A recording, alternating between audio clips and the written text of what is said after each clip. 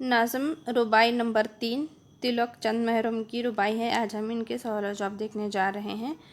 Number 1 ہے جس میں جان پہچان کی مدد سے ذیل کا خاکہ مکمل کیجیے۔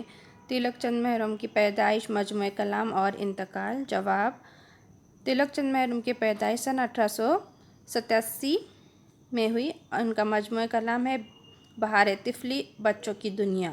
انتقال سن 1966۔ اگلا سوال ہے درج ذیل سوالوں کے جواب لکھیے، جس میں نمبر 1 زندگی سے متعلق شاعر کیا نصیحت کر رہا ہے؟ جواب: زندگی سے متعلق نصیحت کرتے ہوئے شاعر کہہ رہا ہے کہ اے انسان، اگرچہ زندگی کی ہر چیز مثنوی ہو گئی ہے، لیکن تو ان چیزوں کا عادی ہو کر اپنی زندگی کو مثنوی مت بنا۔ اگلا سوال ہے سوال نمبر 2 شاعر نے صنعت کو کیا کہا ہے؟ جواب: شاعر نے صنعت کو پری کہا ہے جو اڑ اڑ کر ایک دن زمیں پر گر پڑے گی۔ اگلا سوال ہے محروم کی ربائی کا مرکزی خیال لکھیے۔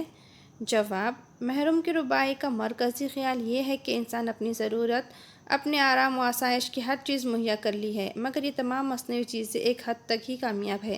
ہمیں اپنی زندگی کو مصنوعی نہیں بنانا چاہیے، بلکہ قدرتی طریقے سے زندگی بسر کرنی چاہیے۔ اگلا سوال ہے صنعت کو فروغ کب ہوا قدرت پر اڑ اڑ کے گرے گی یہ پری مصنوعی۔ شعر کا مطلب لکھیے۔ جواب: شاعر کہتے ہیں کہ انسان نے اپنی ضرورت کی ہر چیز بنا لی ہے۔ صنعت و حرفت عروج پر ہے، مگر اس عروج کی ایک حد متعین ہے، اس عروج کا زوال طے ہے۔ یہ صنعتیں قدرت کی کاریگری کے سامنے بے قیمت ہیں۔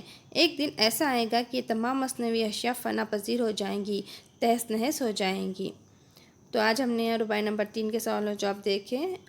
ہم اپنے اگلے ویڈیو میں اگلے ربائی کے سوال و جواب دیکھیں گے، تو ہمارے چینل کو سبسکرائب کریں اور ویڈیو کو شیئر اور لائک کریں۔